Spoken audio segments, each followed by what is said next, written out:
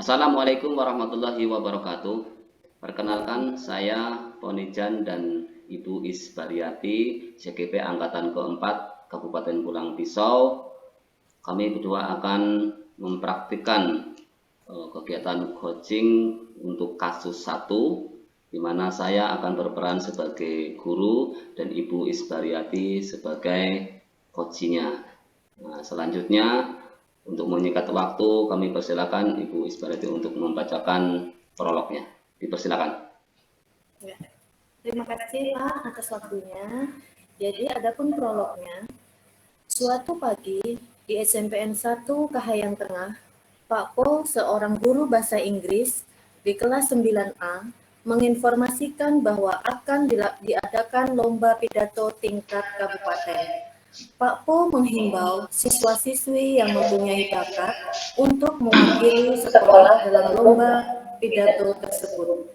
Salah satu siswa yang diminta untuk mewakili adalah Rina, karena Pak Po merasa Rina sangat berbakat dalam pidato bahasa Inggris.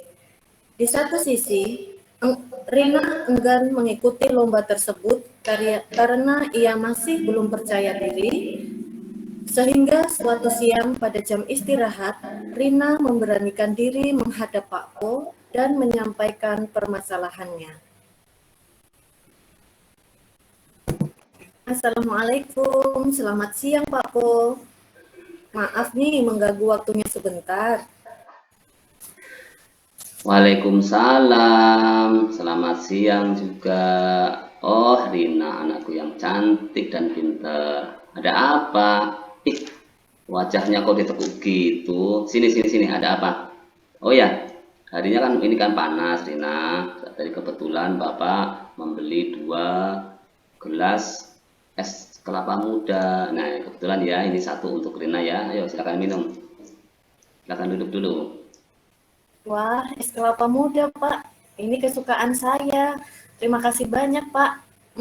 Segarnya esnya, Pak. Begini, Pak, terkait dengan permintaan Bapak agar saya mewakili sekolah dalam perlombaan pidato, saya tidak bisa ikut, Pak. Kenapa Rina tidak bisa ikut? Rina kan anak pinter. Kok nggak bisa ikut?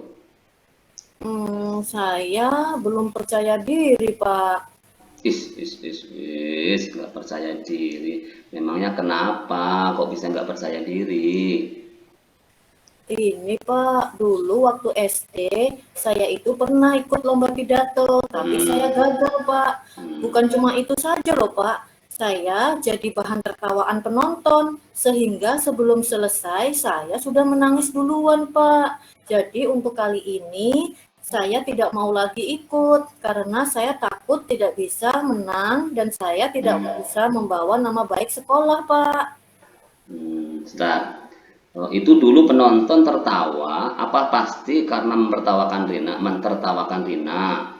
Jangan-jangan penonton itu tertawa karena merasa terhibur dan dengan gaya pidatonya Rina yang menyenangkan. Tidak tahu juga sih Pak, tapi kan saya malu. Jadi saat itu saya itu sampai menangis di podium Pak. Nangis. Coba, Bapak ingin tahu apa saja kekuatan atau kemampuan yang ada pada Rina pada saat ini?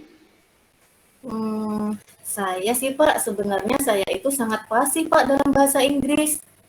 Sangat fasih bahasa Inggris. Bagus. Ada lagi mungkin kelebihan lain? Ada Pak, saya juga bisa merancang pidato yang inovatif dan mudah dicerna atau dimengerti oleh audiens Pak. Saya juga cukup humoris orangnya Pak. Nah, itu Rina. Sebenarnya kamu mempunyai kekuatan dalam diri yang perlu terus untuk diasah dan dikembangkan untuk membangun rasa percaya diri kamu.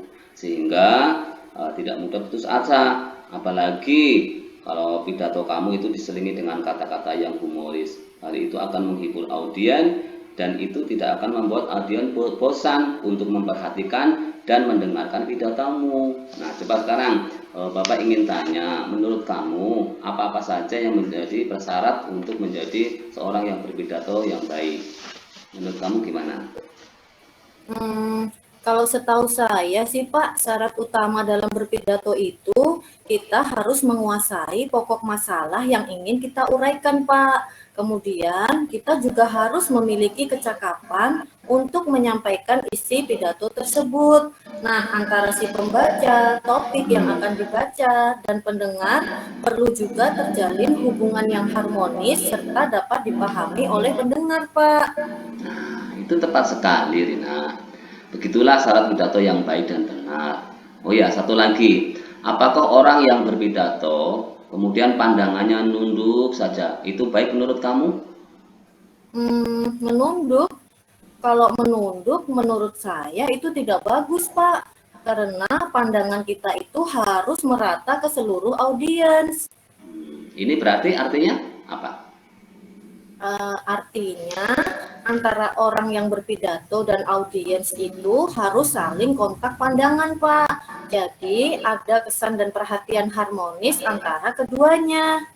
Iya, benar sekali. Itu benar. Nah, sekarang dari syarat-syarat yang sudah Rina sebutkan tadi, ya, mana yang belum kamu kuasai?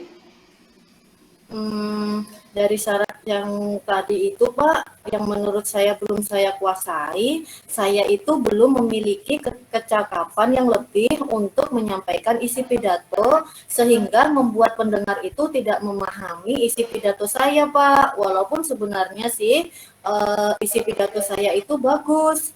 Hal inilah Pak yang mengakibatkan atau menyebabkan saya itu kurang percaya diri pada saat berpidato Pak. Oke, kalau begitu, kira-kira langkah apa saja yang mesti kamu lakukan supaya bisa mengembalikan percaya diri kamu deh, apabila dikaitkan dengan syarat-syarat pidato yang kamu sebutkan tadi?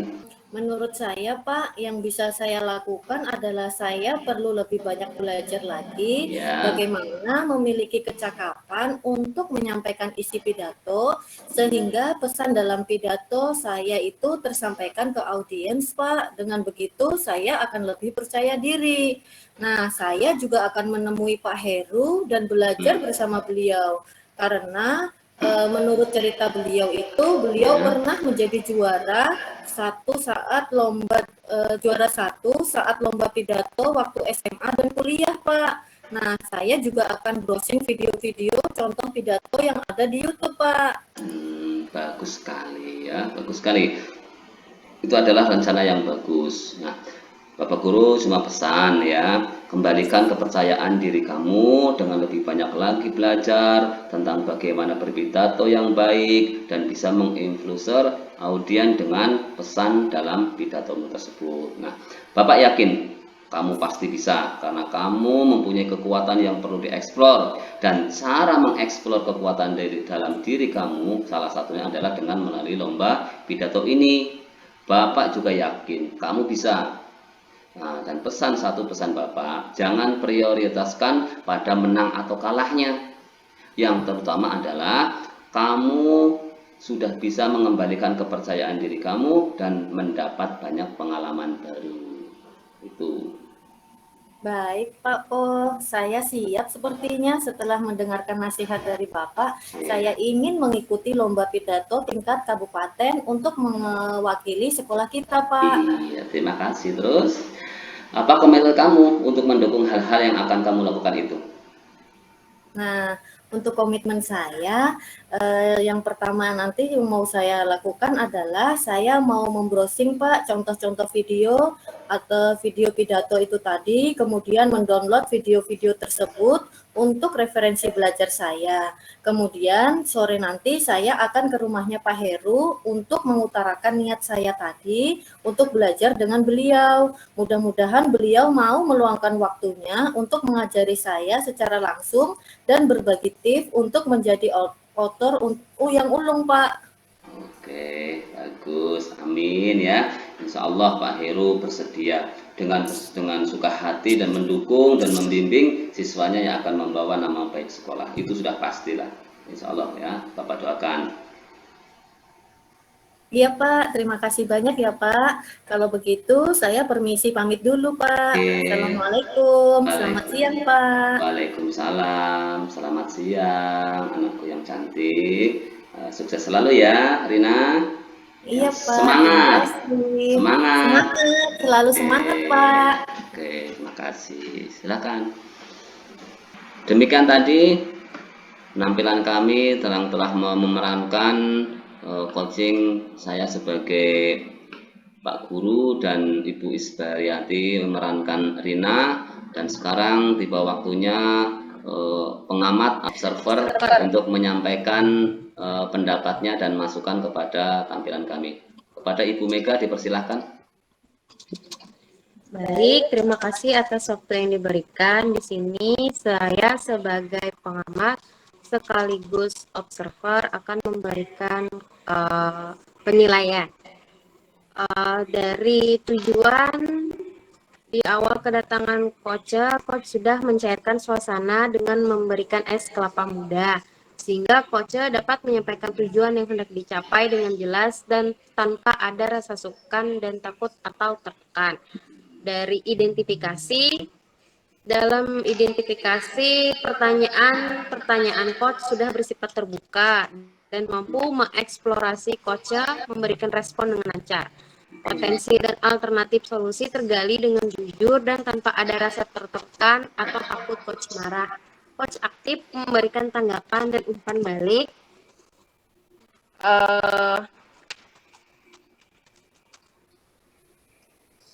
Yang pada akhirnya dapat menggiring coach menyampaikan potensi dirinya dengan baik. Untuk rencana aksi, coach sudah mampu memberikan alternatif pertanyaan pengambilan keputusan mandiri oleh coach membuat coach mengeksplorasi jawaban sehingga menjadi jawaban yang lebih spesifik dan datang dari dalam diri coach itu sendiri. Untuk dari segi tanggung jawab, coach juga telah mengarahkan coach membangun komitmen dan tanggung jawab. Coach sendiri telah dapat membuat komitmen secara mandiri berbasis tirta digambarkan dengan semua tindakan atau langkah komitmen yang segera akan dilaksanakan. Seperti itu komentar dari saya. Saya kembalikan kepada Pak Po. Terima kasih. Oke, terima kasih Bu Mega yang telah memberikan masukan kepada kami. Mudah-mudahan masukan tersebut dapat memperbaiki praktik coaching selanjutnya, dan mudah-mudahan bisa mempraktekkan pada dunia nyata sebagai tugas dan fungsi kita sebagai guru penggerak. Oke, terima kasih. Assalamualaikum warahmatullahi wabarakatuh. Waalaikumsalam warahmatullahi wabarakatuh.